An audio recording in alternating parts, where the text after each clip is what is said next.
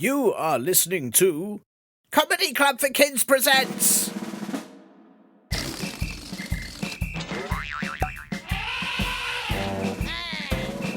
Radio Nonsense, Radio Nonsense, Radio Nonsense, Radio Nonsense, Radio Nonsense. Hello and welcome to Radio Nonsense, the official Comedy Club for Kids podcast for all ages from 2 and everything in between. I'm Tiernan, I think, unless someone changed my name when I wasn't looking. I mean, that probably wouldn't happen. Oh, hang on, let me check if I've had any post, as that will have a name on it, and then I'll know for sure. You know, sort of better safe than sorry, right? Oh, yeah, what's this? A letter? It's got the Comedy Club for Kids HQ address on it, but it appears to be for Henry Trousers. Oh, well, sorry then, everyone. I'm Henry Trousers. I guess that's my name now, and at least I can open my letter for me. That's quite nice, Henry Trousers. Oh, what, does Henry Trousers speak like this? Maybe he speaks like this. I don't know. I'll try that Henry Trousers. Yeah. Oh, I like this new me. Okay. Let me open this letter. Oh, a party invite. I never get these, or maybe I now do as Henry Trousers. Exciting. It says. You are invited to the annual Feast of Henrys. Following our other 2 events this year of Henry Fest and, of course, the world-famous Henry Olympics, we do hope you will join us in the next big Henry event of the year. Please RSVP. I think that stands for, is it Rooster, Sausage, Very, Parpy? I think so. Please RSVP at the below email, henry@henryhenry.henry. Wow, I can't believe it. I've never been to a Henry event before. Well, probably because, I wasn't a Henry until a minute ago. But I am now. Do I need to take anything? What would a Henry take to a party? An umbrella? Maybe a single satsuma? I'm really not sure. I've just never been a Henry before. What do I wear? Or rather, what would Henry wear? Oh, wait. If I turn it over, there's more on the back here. It's got directions to the party. Yeah, that's very helpful. And then it says, bring your own waffle. And then just dress code. But that's it. Doesn't it usually tell you what the dress code is? I don't get lots of party invites, but normally it says dress code, and then it says fancy dress, and then you know you have to wear a fancy dress, or smart casual, which I think means jeans and trainers that you can access the internet from, or black tie, which I think means as long as you wear a black tie, you can dress however else you like sort of covered in mud, or just in your pants, or dressed as a chicken. No one minds as long as you've got the black tie on. I'm pretty sure that is what that means. But this just says dress code. Linda, what does it mean if it just says dress code? Linda. Oh, wait, maybe it's a dress code and I need to crack it to get the dress code. I can hold the invite up to a dress and try reading it through the dress, or I could try reading it while wearing different hats. Maybe I should rub lemon juice on it. Oh, no, now the invite's just very lemony. It's not good. Wait, I'm sure Henry Trousers can solve this puzzle with a bit of time. Let me see if there's anything else in the post this week that might help. Thanks to Sisa Adjabusagu from Australia, which is a lovely name. Well done. And it says, best podcast ever. How nice of you, though I'm not even sure Henry Trousers has a podcast yet. Do I? Does he? Oh, this is confusing. Regular reviewer to Taco Ben in the US, who I believe is either a taco himself or has once seen one in a film, has sent a mystery, as if I need 2 this week. What is my life as Henry Trousers like? To Taco Ben says, Kat is a YouTuber who saw a video that 2 robbers were going to rob her house. She watched them walk to her door, but then they saw a note that said, if you solve the riddle, you can come in. Then there was a CD that when played said -1, zvip, extreme mupifif, and they solved it, but can you? Oh, that is tricky to Taco Ben, but I think, let me use my Henry Trousers brain, if you -1 from zvip, extreme mupif, then that should leave you with, a packet of 4 shroom dogs. Is that right? I do hope so, as if Henry Trousers can solve that, then I can also solve the dress code, or at least he can. Before I do, though, just remember that if you want to send in a riddle, a question you have that needs answering, a joke you've written, or anything else you like, then just ask your Earthworm Breathlords, grown-ups, to help you email me or Henry Trousers at podcast@comedyclubforkids.co.uk. And you can leave the show a review on any of the places you get a podcast from too. Don't forget to also check out our live shows at comedyclubforkids.co.uk and our t-shirts at comedyclubforkids.store.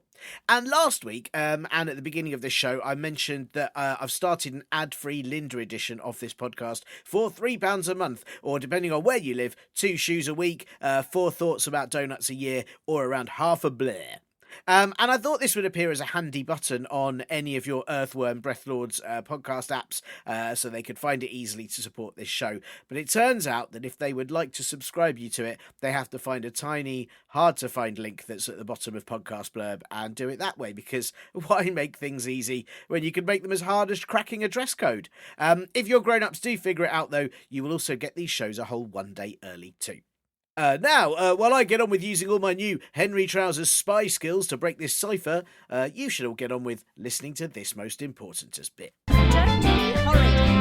It is so nice to welcome back the fantastic Athena Kugblenu, aka Athena. No one in Moldova has ever seen her, aka Kathy Blueballs Jr., or as all our Basque-speaking listeners know you, Nere Taxpilaz Gauza Politik Esan Zutuna. But of course, Athena, you are most famous for being the only human in the world who is able to speak fluent tomato. For the time you single-handedly steered a rogue Roomba vacuum cleaner, saving dozens.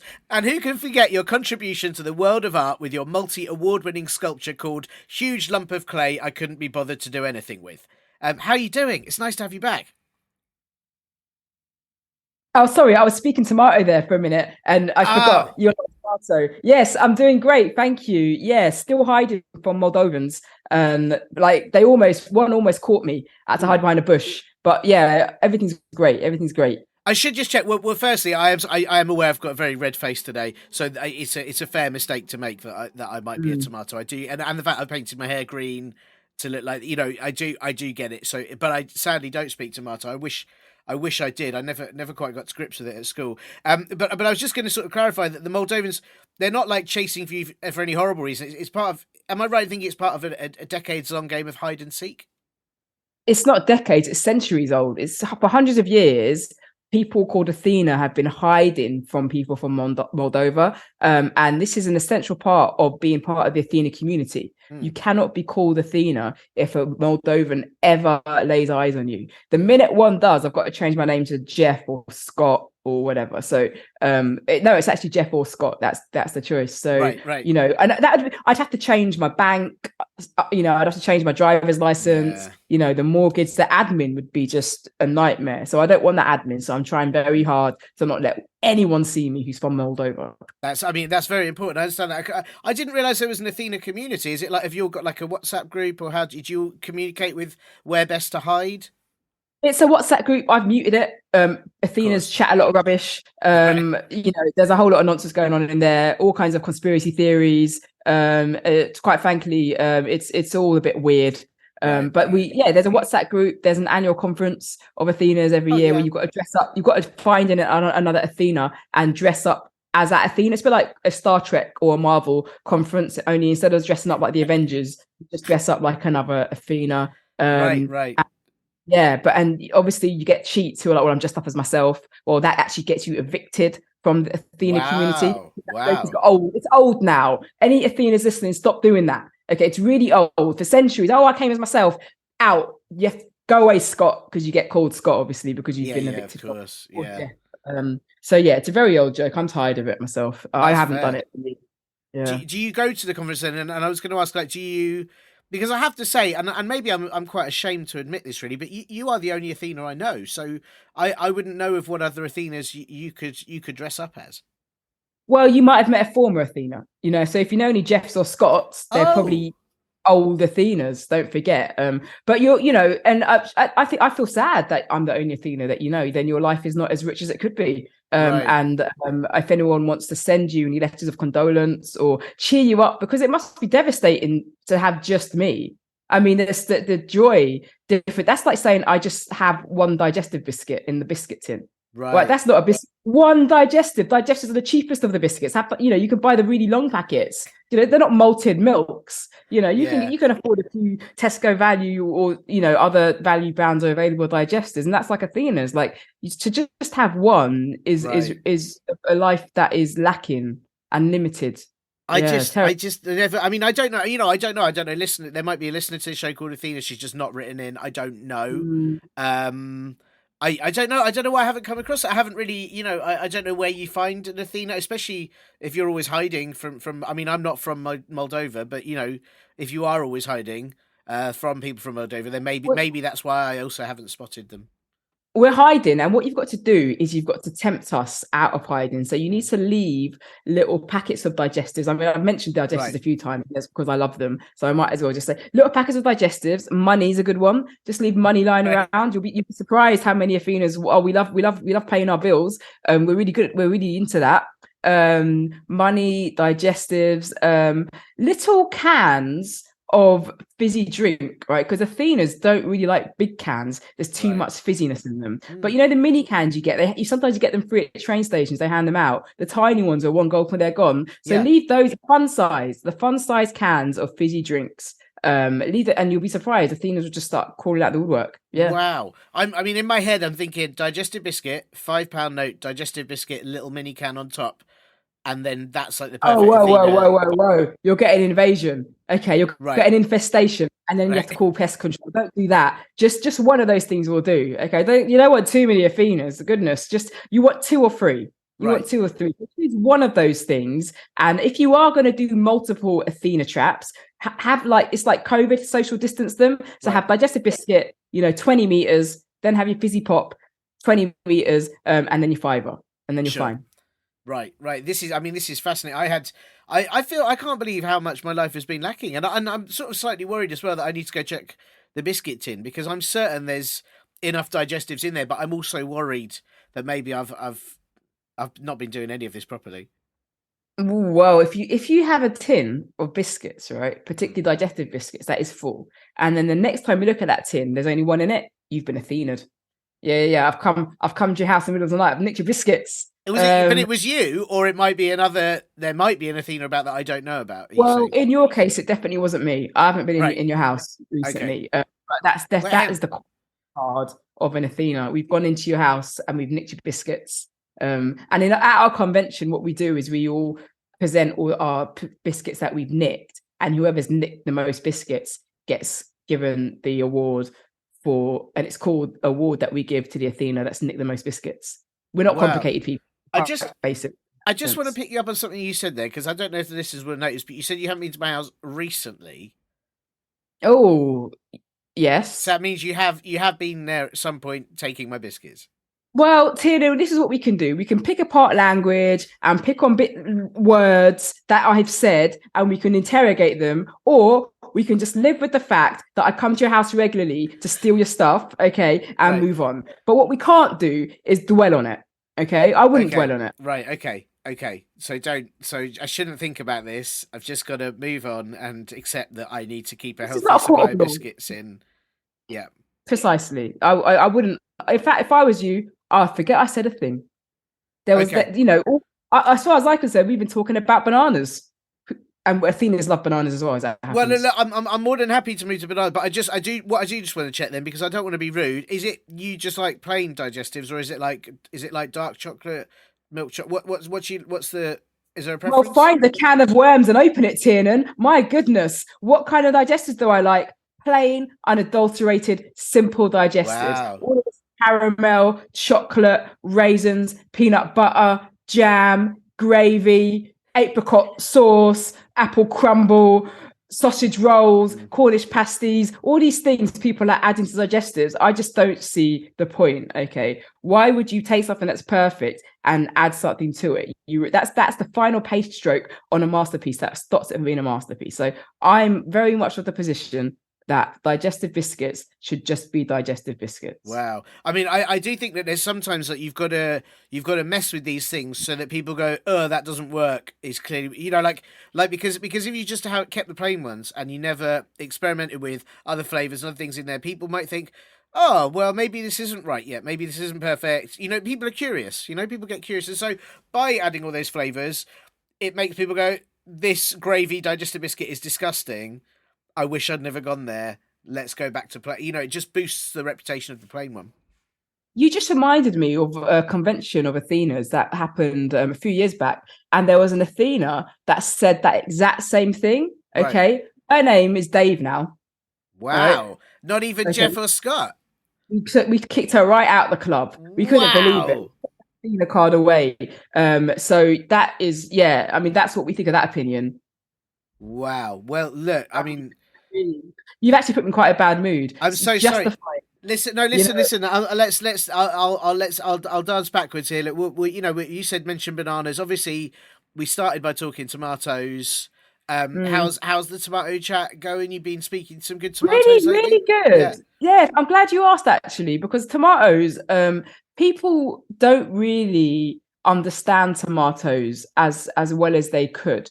Like a lot of people are like, oh, what's the point of tomatoes? You put them in salads, you put them on top of pizzas. Sometimes you can puree them. But what they don't know about tomatoes is that they're really emotionally sensitive vegetables, that are really good problem solvers. They're like agony aunts. So if you have any issues in your life, like you're tired of tidying up your room, or you're struggling to learn how to do up your shoelaces, or you're struggling with your times table, tomatoes are really good at giving you like motivation and pep talks and things like that to make you feel good about yourself. And I really want to help tomatoes communicate for the better of humanity. That's incredible. I have to again. I feel like you're gonna get even more annoyed with me. But I've got to, again, something you mentioned. You said tomatoes are vegetables. So is that a fact now? Because I think lots of people were never quite sure. Are they fruit? Are they vegetable? Are they a fruit disguised as a vegetable? Are they vegetable disguised as a fruit? Are they a fruitstable? Are they a vegute? So what are they? I'm not going to objectify my friends with labels. Mm-hmm. Okay, they're my friends now. And I think they themselves are sick of this thing. Am I a fruit? Am I a vegetable? What about the real me? Am I human? Am I real? Do I think? Am I emotional? Do I care? Am I worried? Am I happy? Am I kind? Let's ask the real question. Imagine somebody spent their whole lives debating whether you were a fruit or vegetable. You're not. You're Tiernan. And tomatoes have names. Probably names. Geraldine, Clara, Charlotte, Kent. But you say it, but then earlier you thought I was a tomato, and somebody the other day called me a silly banana. So I do wonder. It's a compliment. If someone called you a tomato, it's the highest form of compliment. Right. Okay. Yeah. Right. And is there different? Because there's some pretty big tomatoes out there. There's also little ones who I guess sort of talk to each other on the vine. And I don't Is there like, I don't know if they're like different ages of tomatoes. It's just different tomato communities. How does it work? Absolutely. There is as much diversity in the tomato community as there is in the Athena community. Okay. Wow. So there's loads of different tomatoes, but the most beautiful thing about the fact there's loads of different tomatoes is they don't see the difference. They don't. If you're a little cherry tomato and you're sat next to a massive plum tomato, you don't think, oh my God, look at all this shade. It's horrible. You think, oh my gosh, there's a plum tomato, but I'm not seeing it. It's a big plum tomato. I'm just seeing that that's my sister or brother or cousin or niece or nephew in the tomato community or friend or whatever. So that's what I mean. We can learn so much. The other thing as well is like some tomatoes are green, right? Because they're green before they turn red. So those tomatoes don't get discriminated against just because they've been picked a bit early. The red tomatoes don't go, oh no, you're not a tomato yet. They go, it doesn't matter. You're a tomato. So we love you just the same as if you were picked later. And they turn red anyway, so it's not even a big deal. Like they turn, so tomatoes are very fair and equitable. And like I said, not many people speak their language. They're not aware of this. I'm aware. I mean, I get, it's interesting because obviously with digestives, and maybe we shouldn't go back to this, but you want them plain, no flavour at all. But tomatoes, you get plum tomatoes, you said, beef tomatoes, green tomatoes, and that's all right, is it? And vine tomatoes, which I guess all tomatoes are vine tomatoes when you think about it. They get quite annoyed about that. Yeah. Well, honestly, this is the thing that they don't get angry. Tomatoes, you think they would because they're red, but they don't get angry at all. They don't like the phrase angry. Like you look so angry, you look like a tomato. They don't like that because tomatoes don't get angry. They're very peaceful people. Okay, very peaceful tomatoes, I should say. But one thing that does irritate me a little bit is that in the shops, when you see tomatoes on the vine, they're all from the vine.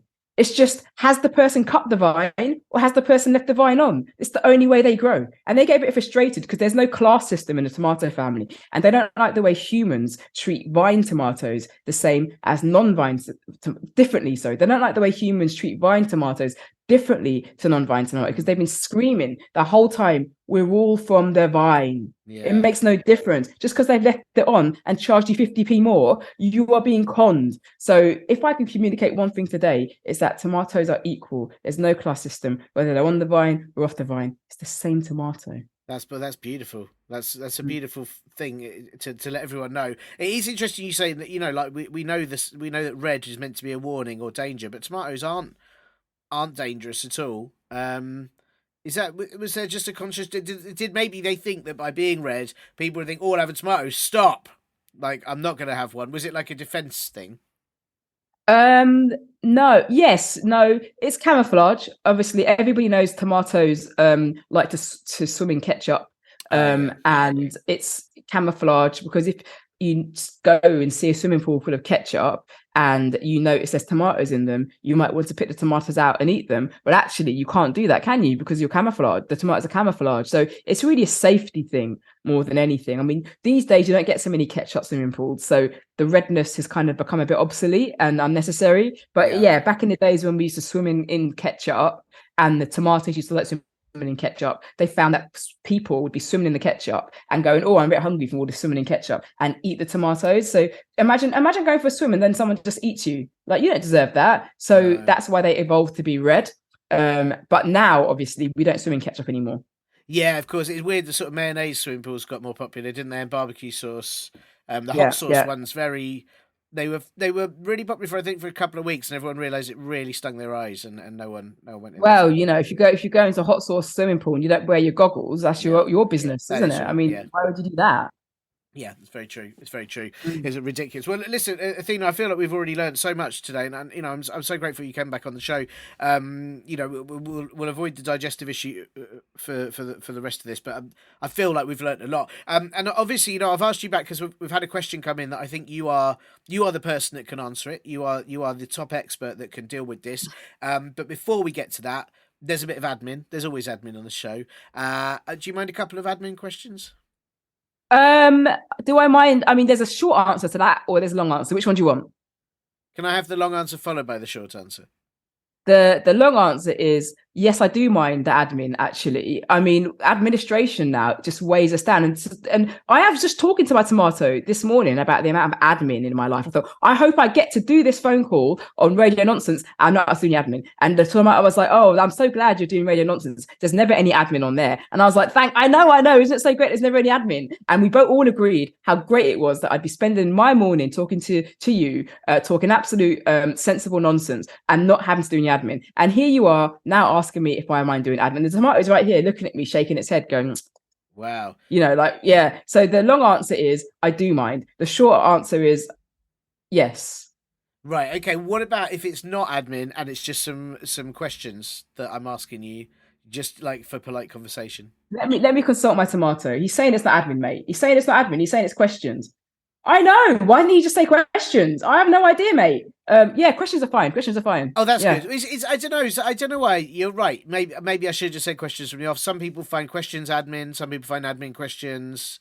There's a fine line. And so, it's good to warn people about all possibilities. Well, listen, the first one then, you can decide whether you find this admin or not, or I think it's maybe just a question. Is you're very aware. You've been on this before. This is an audio podcast. Most of our listeners listen to it with their ears, but they may also listen to it with their knees, their bums, their elbows. We don't mind. And I just wondered if you had a favourite noise, another favourite noise that you could share with us. Yeah, I do. It's son. Oh, sorry. Could you do that again? Wow, what was that? What was that? What was it? How can you not know what that was? Look. How could you not know what it was? It's the sound of a tomato laughing. Wow. Because tomatoes give me joy, I like to give them joy. And that's the sound of a tomato laughing. I like to tell them jokes and they laugh at the jokes. So that's how tomatoes laugh. That's amazing. Do they like I'm probably stereotyping here. I mean, it's an incredible noise. I feel sad I've not heard that before. But do they like tomato-based jokes, or do they like jokes about anything but tomatoes? I would say, listen, if you're going to do a tomato-based joke and tell that joke to a tomato, like on your head be it, Wow. on your head. Like, I mean, it's not like they don't like them. But it's sort of, and they don't like to be reminded they're tomatoes. They know they're tomatoes, and look, they look at human beings as a little bit silly, Yeah. and so you're already starting off with your relationship with your tomato, with them thinking you're a bit silly, and all you do by telling them a tomato-based joke to their face, to their actual face, is confirm that human. There are so many vegetables: aubergine, asparagus, Yeah, yeah. gherkin, which is made of that other vegetable. Yeah, what is it? Isn't it? Um, Is it not like wild gherkins that they have to capture and? oh yeah, of course. Yeah, you got they live in the trees and they come Yeah, down at night. that's it. Yeah, yeah. But what it is the owls eat the gherkins. So what you've got to do is you've got to wait for the owl to get the gherkin, and you've got to wrestle the owl. Yeah, Yeah. but there's so many vegetables out there to tell jokes to: baby corn, Oh yeah, yeah, bean of course. sprout, carrots, potato, sweet potato, King Edward's potato, all the potatoes, pasta. So many things to write holidays about. Yeah, So why would the first thing you do to a tomato be tell a joke about tomatoes to a tomato? it's Come it's a on. very good question. I mean, I suppose my first question about that is I don't know where the tomato's face is, which is obviously my problem, not the tomato's problem. So I wouldn't know if I was telling a joke to its face or not. Yeah. I do worry about that. But the problem is, I suppose I look at a tomato and I immediately think of, like, how do you make a tomato blush, or show it the salad dressing. I've done that joke wrong. I think it's like, why did the tomato blush? Because it's all the salad dressing. Like, or there's that other joke, isn't there, about like the tomatoes are walking in a line, the little one's straggling behind, the big one jumps back, squishes it, and says ketchup. All these jokes come to mind when I see a tomato, and it's hard not to say them out loud. Well, I mean, I could coach you. Like, we Yeah. can do it now. I could pretend to be a tomato, and you could try really hard to tell a joke that wasn't tomato related. Go on, do it. I'm a tomato. Look, wait. Let me do a impression of a tomato. Uh, let me think. This is hard. Let me try. Oh no. What about? Okay, let me try. Hang on. Maybe I'll try and think about. You are a tomato, but I'm going to think about gherkin. What did the gherkin say when it was in trouble? I don't know. I'm in a pickle. Does that work? It's good. That's really see. Yeah. That's a great joke. That is a great joke. It has nothing to do with tomatoes. Yeah, Well yeah, done, yeah. you. Okay, thank you, thank you. I've got to learn. I think maybe I need this sort of practice and this training. Hmm. Well, I mean, listen, I that noise was amazing. I don't think we've ever had any tomato-based noises on this show before, and that might be a world. I mean, I know it was you making the noise, but it's a world first of us I beg hearing your them. pardon. It was my tomato. Oh, was it? I was tickling my tomato to make it laugh. All right, that was me tickling the tomato. Oh, I saw It you wasn't. wave the tomato at the microphone, but I wasn't. I didn't realize. I thought that was No, just like a right. they love being tickled. They're like little puppies. It was me. Oh, Tiernan, come on. You don't think I can make, you don't you think I can make a tomato laugh? I'm almost a little bit offended, actually. What's your favorite way to make it? Well, tickling it obviously is your favorite way to make it laugh. Yeah, I mean, I'm a tickler. I'm a tickler. I like to make tomatoes laugh by tickling them. They like the tact. They need touch. That like everyone else. So yeah, a good tickle. That's fair. That's fair. Wow. Well, listen, thank you. That was an amazing noise. It was an amazing noise. And listen, the second question that I just have to ask for fun and not at all for admin, is this show is family friendly. It's suitable for people of all ages, any age that you can imagine. I don't know if you're able to imagine an age. Age 72. Yeah, absolutely. It's totally fine. Yeah, it's totally Yeah. fine. Totally fine for 72. Also 27, not 100. Long story, been through this before. But every other age, fine. Bronze age, also fine. So just to double check, are there any rude words that you won't be saying on this show today? Bubbles. Oh. I won't say bubbles at all. Bubbles is a naughty word because when you fart in the bath, it makes bubbles. Yeah. So I won't be saying bubbles. What else won't I be saying? I won't be saying wibble, which is the opposite of wobble. So I won't be saying bubbles. I won't be saying wibble, which is the opposite of wobble. Right, that's good. And I like they're both sort of double B words as well. Triple B. No, double Well, B. Double, yeah. they're double B, so the double B words are the ones that you're really not allowed to say around the house, let alone around children.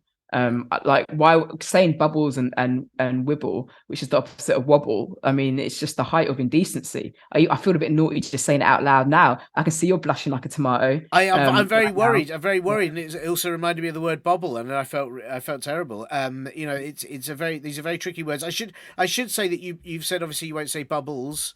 If you need to say the word bubble as singular, I think we're allowed to say it up to 3 times. No, all of them. Bubbles, bubbly, bubblicious, Oh wow! bubblegum.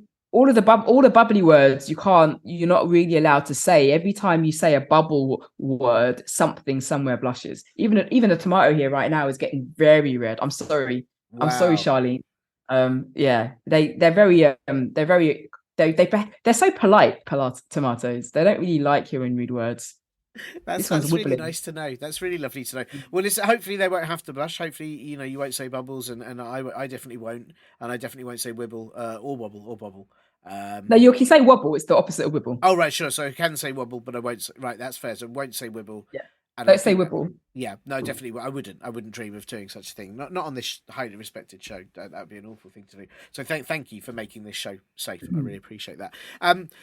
Now look, listen. We've had this question sent in, and it is from Alfie, aged 10. I don't know 10 what. He hasn't sort of said. If there's sort of might just be 10. I don't know. 10 peanuts. We don't. Yogurts. Could be 10 yogurts. Yeah, who knows? There's no more information, so could be 10 minutes. He could be 10 minutes old. 10 buses. 10 buses old. Could be 10 buses old. That's actually probably more likely. I'd have thought, especially when you hear the question. It's hard to know. We don't know any more details. But just Alfie, age 10 something. So may change how you see this question. I don't know. I don't want to presume. But the question is, and this is a big one, and it's kind of a two-tier question. There's kind of a first and a second part, but altogether it's what happens if you fall into a black hole? Do you come out as spaghetti? Well, that is a very interesting question. What happens when you fall into a black hole? Do you come out as spaghetti? Well, technically, the answer is yes. But as always, the answer is more complicated than that. Because even though you come out as spaghetti, you come out as alpha spaghetti, okay, which is different, okay? And then the only way you can exist is to rearrange yourself into the words that you want to say. And that's literally what you are. So you're basically like a big blob of tomato sauce, okay? And then your letters is tomato sauce, and you just shuffle yourself into the words and letters that you want to, to use to communicate from that point forward until, of course, till you become a grown-up. So the answer is yes, but it's a bit more technical than that, because if you just came out as normal spaghetti, you'd only be able to say I, or maybe L if you were lucky, because you can make an I and an L, or one. Okay. Now, I, L, and one are not sufficient characters to be able to communicate. You can't get a GCSE if the only letters and numbers you know are I, L, and one. So if you hesitated from going into a black hole because you were scared of coming out with only the ability to say I, L, and one, put that hesitation in the bin. You can jump into that black hole, because you're going to come out as alpha spaghetti, where you'll have all the letters for your use. Now, as everybody knows, you don't get numbers in alpha spaghetti. That's fine. What do you need numbers for? When was the last time you used numbers, Tiernan? That's a very good question, actually. Yeah, a very long time ago, I think. Yeah. Maybe when we were talking about 10 just now, because he was 10 years old, but that's 1 and 0. Yeah. That's an I and an O. So you don't even need numbers for that conversation. Get into that black hole. You'll have a great time. And I just want to double check here, because we need to just get some more clarification. So it's alphabetti spaghetti, but it's not. It's never like. Do you ever get spaghetti hoops? I know, obviously they're the O's in alphabetti spaghetti, but yes, there are some malfunctioning black holes. Okay, someone needs to blow on them or unplug them, turn it off and turn it on again, right? Some black holes need a hard reboot, okay, because they are churning out spaghettios. And there's one there, done the dinosaur shaped ones. Oh God, that was that. Yeah, I saw a person that was a dinosaur shaped black hole output spaghetti thing, and I felt really bad because if all you can say is Tyrannosaurus Rex, Diplodocus, Stegosaurus, Triceratops, if that or pterodactyl, that's not a very handy set of that's not handy vocabulary for day-to-day life. And I felt terrible for that person. Oh, one person came out as an all-in-one breakfast. Yeah, just sausages and beans. Oh, so there are some malfunctioning black holes. So I would definitely make sure you go into a verified black hole that is churning out alpha spaghetti. That's the only spaghetti you can exist in that allows you to lead a productive life. I also need to ask, and I don't want to upset your tomato companions, but is there tomato sauce on this alphabetti spaghetti, or is it just plain?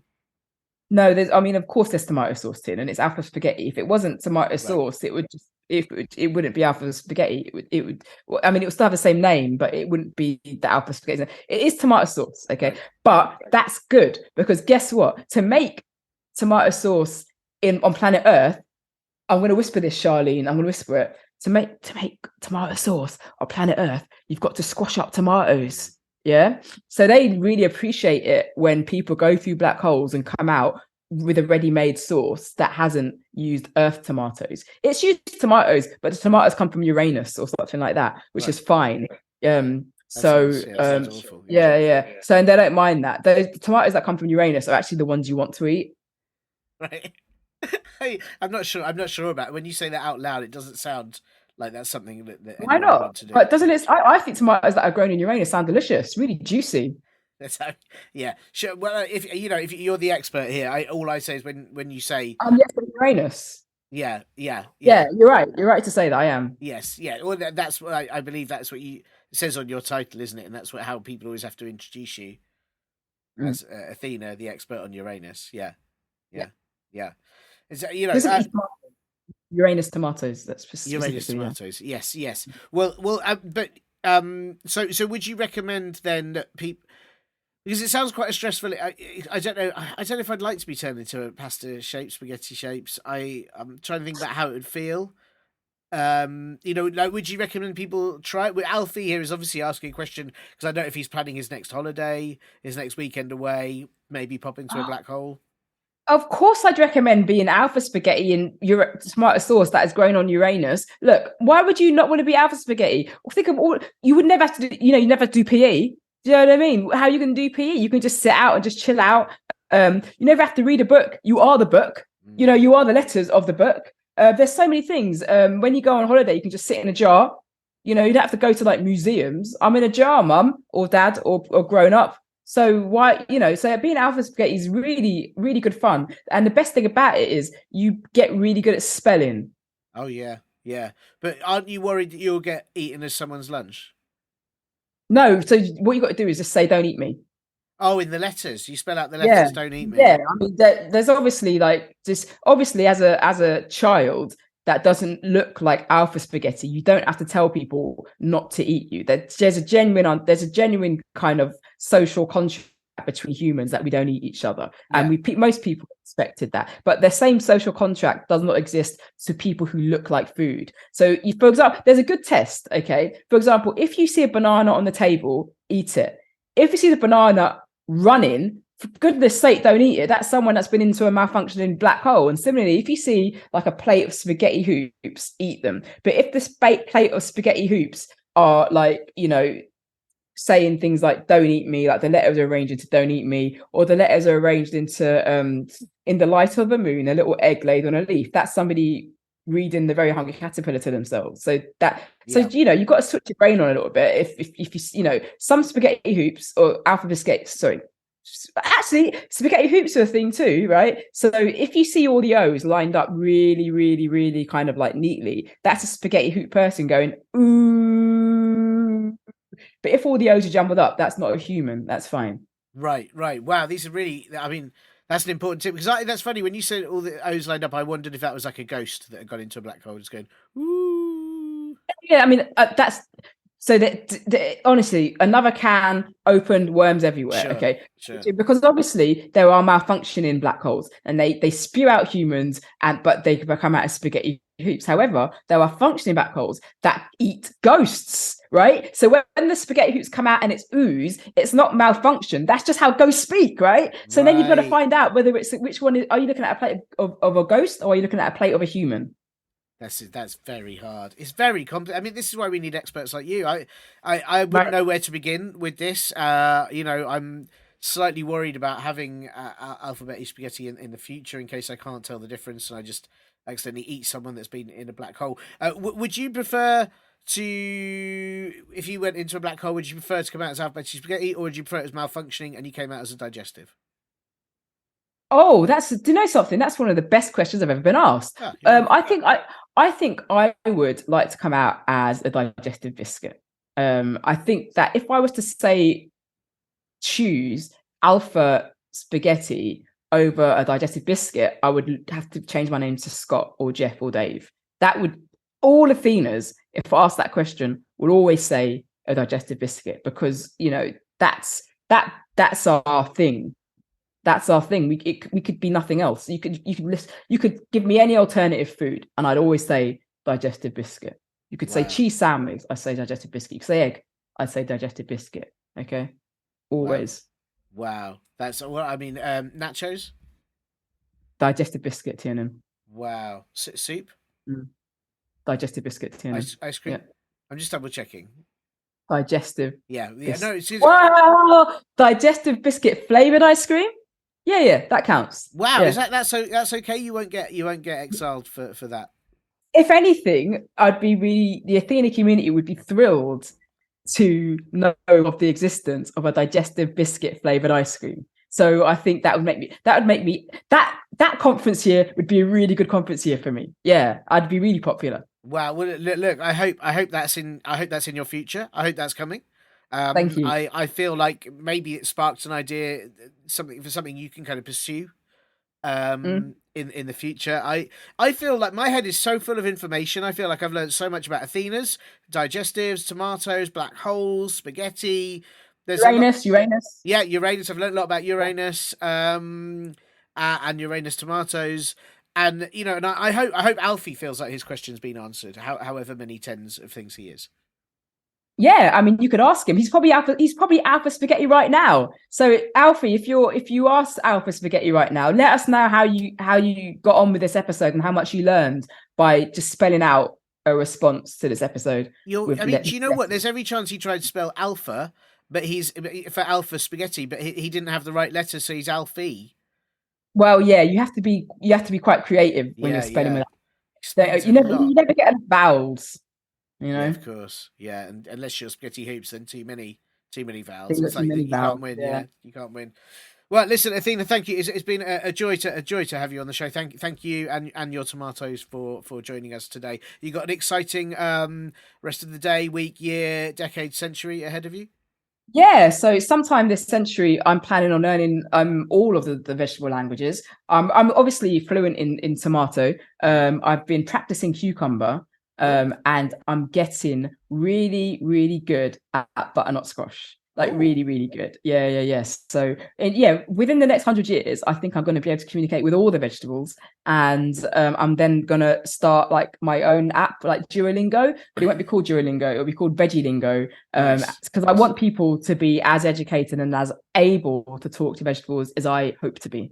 That's fantastic, and I do hope, for your sake, that sort of visits to the supermarket don't take so long, because you have to talk to every single one. Oh, it's even right now. It's just like you can't walk past a vegetable without someone going, "Hello, Athena," and you got to stop and hear about their day. And yeah, it's difficult. It's a challenge. Well, but good for you for doing it. It's for a good result. It's for an important result, and I highly respect it. And thanks again for coming on the show. It's been lovely to have you back. My pleasure. Thanks so much to Athena Kugblenu for answering Alfie's question while she's so busy hiding from the people of Moldova. I do hope, Alfie, that you like the answer to your question, and if you didn't, then may I suggest you tell any complaints you have to a tomato, as I won't understand anything they say if they repeat it to me, and then I'll never have to hear it. As you might know from listening to previous shows, I also host another kids podcast with Athena called Bust or Trust, a kids mystery podcast. We've just finished season 1 of that show with 12 very exciting mystery cases like Bigfoot, the Loch Ness Monster and more, and it's also full of comedy sketches and lots of evidence where we get you to help us crack those cases, and season 2 is going to be starting soon, so do check it out and subscribe. And in fact, here's the advert for it right now.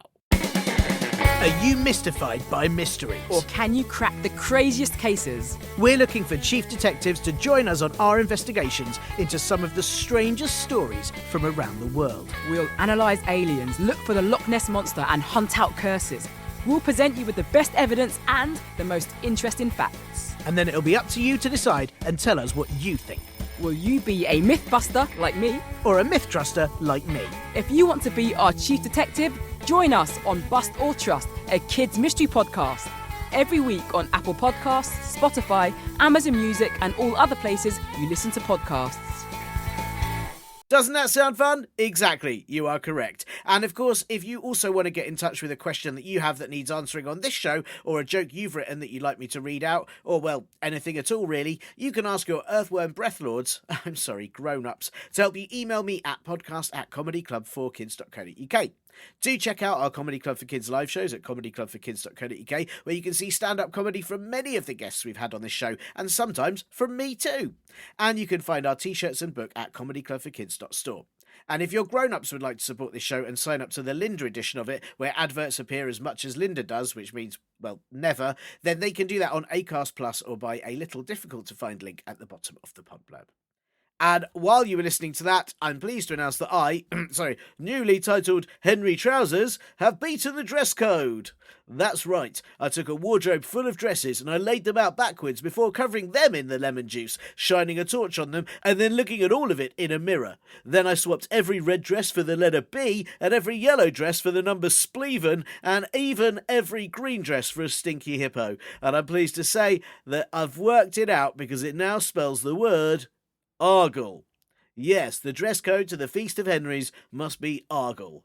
Now, how to find out how Henry Trousers dresses like Argle?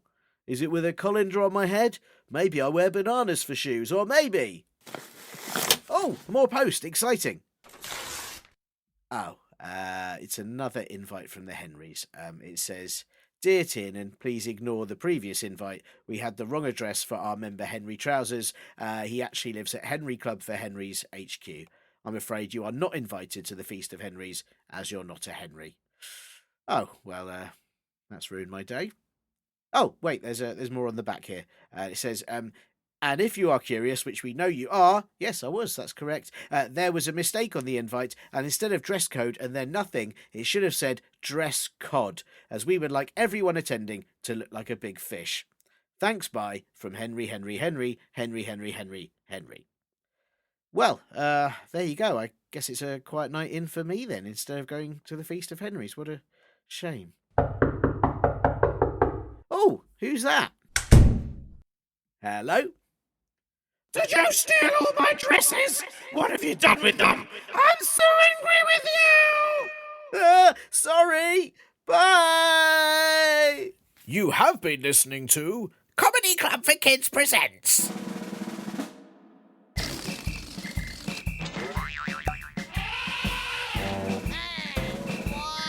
Radio nonsense. Radio nonsense. Radio nonsense. Radio nonsense. Radio nonsense. It's the end.